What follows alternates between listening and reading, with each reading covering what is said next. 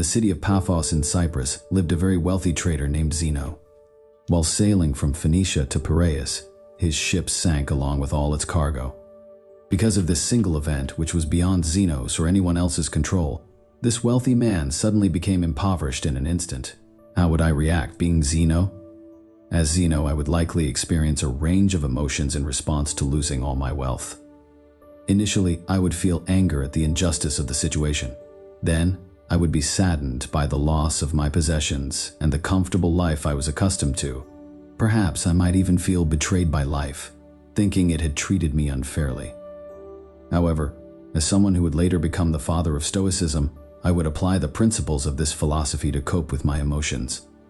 I would recognize that the loss of my wealth was beyond my control. I couldn't bring back my ship or cargo, and I would understand that it's futile to spend time and energy being angry or sad about it. Instead, I would focus on what I can control: my thoughts, my actions, and my reaction to the situation. I would strive to maintain calmness and composure, not allowing my emotions to overpower me. I would also use this situation as an opportunity for personal growth. I would reflect on what truly matters in life and reassess my values. Perhaps I would decide that material wealth isn't as important as I once thought, and I would concentrate on finding deeper meaning and satisfaction in life. Stoicism would teach me that while I cannot change external events, I can change my attitude towards them. I can choose whether to react to difficulties with anger and despair, or to use them as opportunities for growth and self-improvement. It's important to note that Stoicism doesn't deny emotions. It acknowledges that we feel anger, sadness, and disappointment. However, it teaches us not to let these emotions control us. Instead, we should learn to manage our emotions and use them constructively. Zeno's stoic reaction to the loss of his wealth is an example of how this philosophy can be used to overcome hardships and achieve inner strength and peace. Zeno's stoic reaction to the loss of his wealth is an example of how this philosophy can be used to overcome difficulties and achieve inner strength and peace. Stoicism, not just absence of emotions, but a new perspective on the world. There is a common misconception that Stoics are emotionless people, immune to feelings like anger or anxiety. However, Stoicism originally represented a much deeper philosophy than merely describing behavior. Stoicism offered a new view of the world, its description and understanding. It was not just a theory, but a way of life practiced over centuries. Today, Stoic philosophy remains relevant and applicable to a wide range of life situations. Stoicism teaches us to transform negative emotions derived from adverse experiences into constructive thoughts that allow us to see the world in a new light. Perspective is everything, and each person has a unique experience that shapes their point of view. Stoics, by gathering, discussing, and teaching their philosophy in public places, aim to make it accessible to all. They believed that Stoic principles could benefit everyone regardless of social status. Therefore, their teachings were not confined within the walls of schools or palaces. Slaves and emperors alike could learn Stoicism and apply it in their lives. Here are some of the key principles of Stoicism. 1. Differentiating between what we can control and what we cannot. We should focus on what we can control and not worry about what we cannot. 2. Living in accordance with nature. This means living a virtuous and rational life. 3. Acceptance of fate. We should accept everything that happens to us as part of a larger plan. 4. Virtue is more important than pleasure. We should strive for virtue, even if it means foregoing pleasure. Stoicism can be a valuable tool for those who want to cope with life's challenges, find inner peace, and improve their quality of life. Stoicism was not limited to theoretical reasoning alone. Its followers, including both slaves and emperors, demonstrated through their own examples the principles they preached. Here are some of the most famous Stoics. Epictetus, circa 50 AD. Circa 138 AD, a former slave who became one of the most renowned Stoic philosophers. He taught that inner freedom and peace of mind are achieved through acceptance of what we cannot control and focusing on what we can. Seneca, 4 BC, 65 AD, a Roman statesman, philosopher, and playwright. He was one of the wealthiest people of his time, but advocated for a life of simplicity and moderation. Marcus Aurelius, 121 to 180 AD, a Roman emperor who was also a famous Stoic philosopher. In his Meditations, he reflected on the nature of life, death, virtue, and happiness. Stoics believed in the equality of all people regardless of their gender, race, or social status. They actively fought against inequality and advocated cosmopolitanism, the idea that all people are citizens of the world. Musonius Rufus, Epictetus's teacher, said, "Not only men have the desire and natural inclination toward virtue, but women as well. Women take no less joy than men in noble and just deeds and reject actions opposed to these. If this is so, then why is it fitting for men to seek out and study how to live well, that is, to engage in philosophy, but not for women?" Stoicism provided women, in times when it was far from universal, the opportunity to freely study philosophy and become Stoics.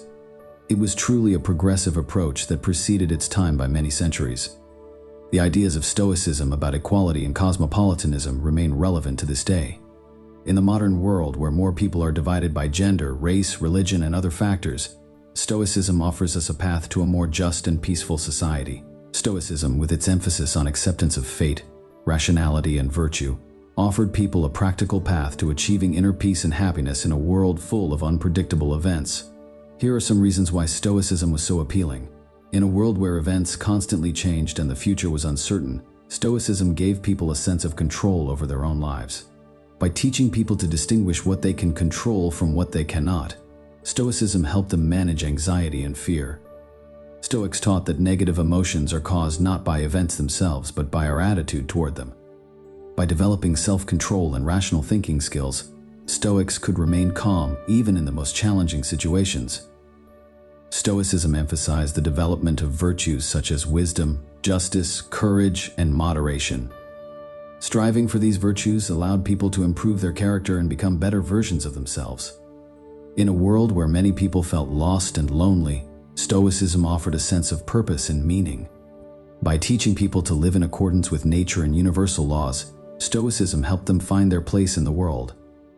Stoics believed in the unity of all humanity. They taught that all people are equal, regardless of their social status, race, or gender. This message of equality and brotherhood was particularly attractive in a world where division and inequality prevailed. Stoicism not only helped people cope with the difficulties of life, but also made them better. Its practical advice and wise teachings remain relevant to this day, offering us a path to a more peaceful, happy, and meaningful life. One of the exercises of Stoicism is voluntary discomfort. Building resilience through challenges, Stoicism teaches us to expect the worst and be prepared for it. This does not mean that we should live in constant fear or negativity.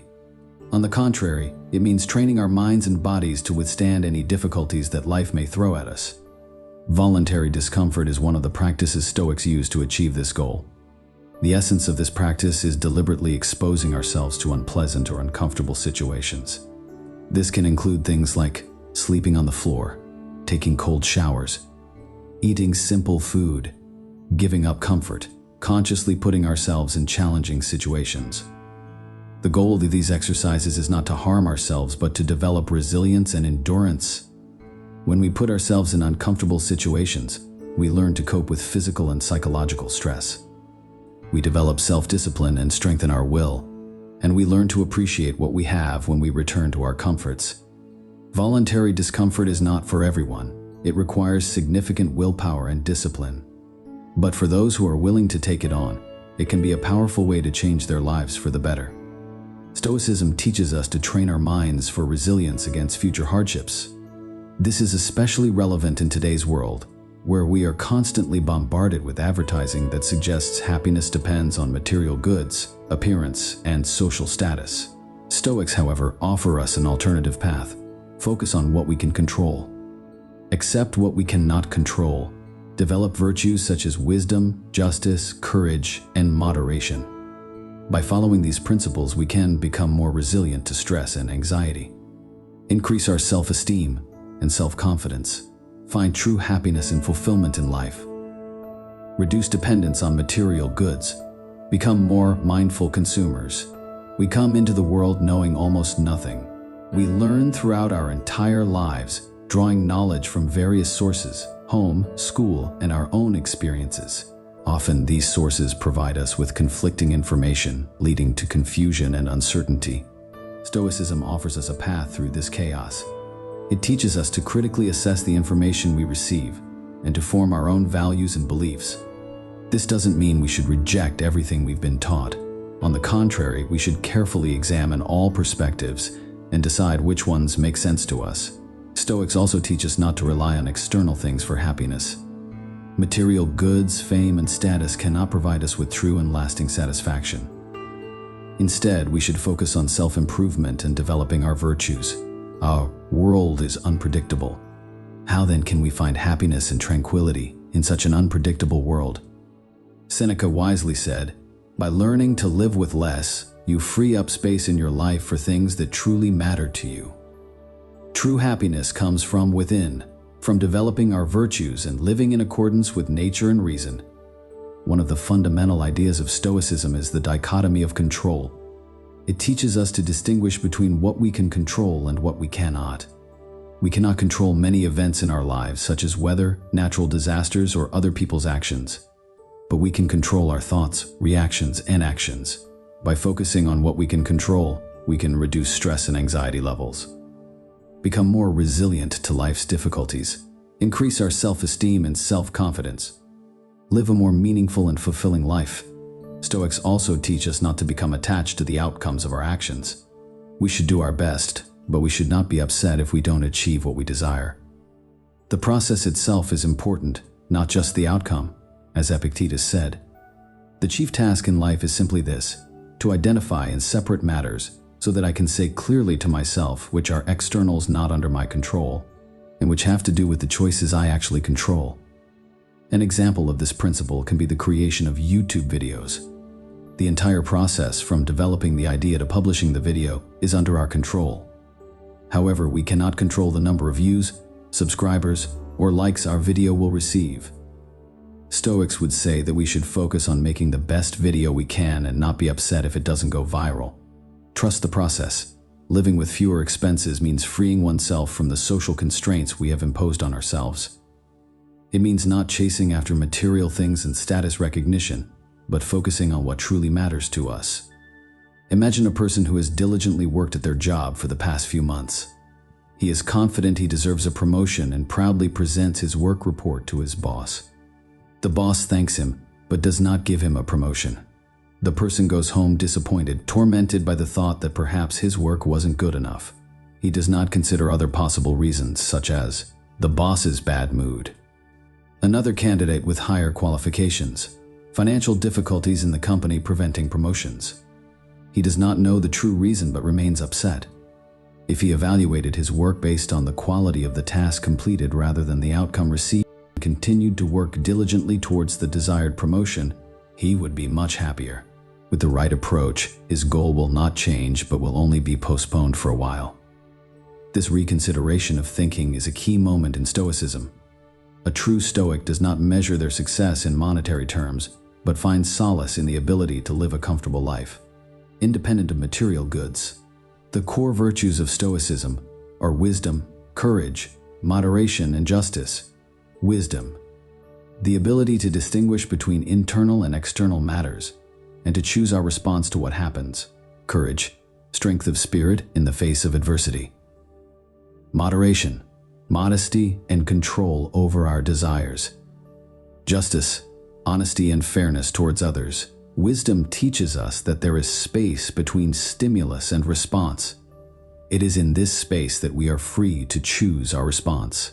As Viktor Frankl said, between stimulus and response there is a space. In that space is our power to choose our response. Courage is not the absence of fear, but the ability to act despite it.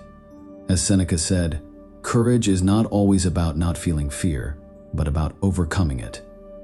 Moderation is not the denial of pleasures, but the ability to enjoy them wisely. Stoics teach us to value simple things in life and not to chase after material goods. Justice is the foundation of any society. Stoics believe that all people are equal and should treat each other with respect. Nelson Mandela is a shining example of a Stoic. Nelson Mandela was one of the most prominent African leaders in the world. When he fought against apartheid, he was sentenced to life imprisonment. He spent 27 years in prison for his struggle against apartheid, but he did not become embittered or seek revenge against his enemies. Instead, he called for reconciliation and forgiveness among his people. The story of Nelson Mandela teaches us to maintain courage in difficult situations, to forgive those who have wronged us, to focus on what we can control, to build a better future.